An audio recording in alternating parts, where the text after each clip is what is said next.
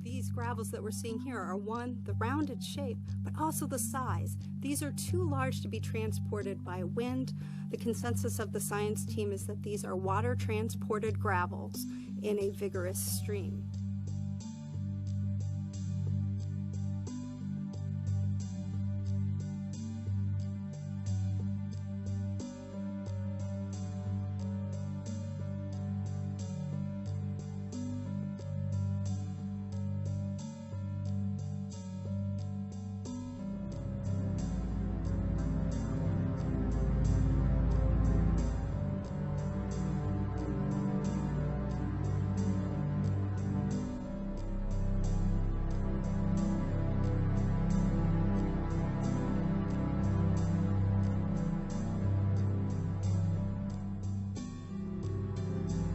When we looked at the layer with our high-resolution Mastcam camera, we found that it was comprised of sand grains and small pebbles that had become cemented to form a hard layer. Here, you can see a pebble that is 3 centimeters in diameter, so smaller than a ping-pong ball. This suggests that this layer is an ancient gravel deposit. The surprising thing is that when we looked at the pebbles closely, we discovered that many of them were quite well rounded. This is very different to the many angular clasts that usually litter the Martian surface. On Earth, rounded pebbles are a common telltale sign of rocks that have been transported by water, for example in a river or a stream. As water flows over a riverbed, if the flow strength is great enough, the pebbles are lifted up into the flow or rolled along the riverbed, and they become pounded and battered against each other, and this causes them to become rounded through time. So what we think we might be seeing here on Mars is an ancient riverbed with the pebble beds representing old stream deposits. The size of the pebbles tells us that these rocks could not have been transported by the wind.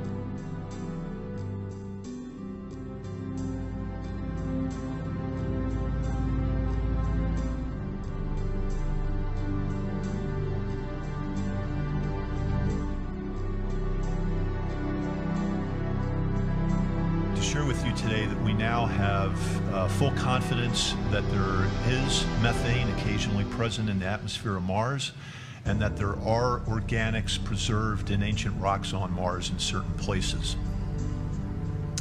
This is important. Methane in the atmosphere and organics in ancient rocks are important because they are chemically reduced molecules.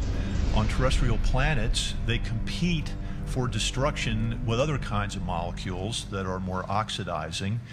And their preservation and occurrence is a certain matter of luck, for which science must provide a search paradigm in order to better understand how these materials are produced and where they go. But most importantly, they can both be consistent with the former presence of life, or the existing presence of life. This was an ancient environment with the right elements, minerals indicating a near neutral environment, and slightly salty liquid water. All the prerequisites to support life, a habitable environment.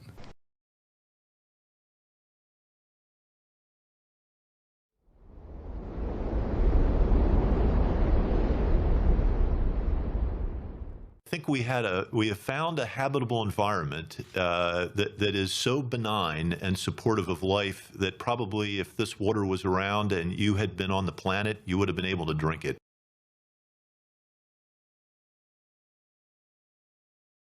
So although at this point in the mission we can't conclude that there was definitively life on Mars, the SAM discoveries have really shown us that all of the basic ingredients for life were there, including complex organic compounds, the building blocks of life.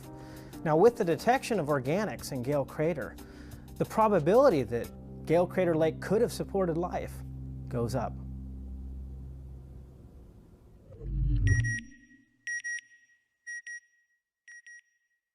Mars is very Earth-like, or at least used to be very Earth-like. It is a planet, sister planet to Earth.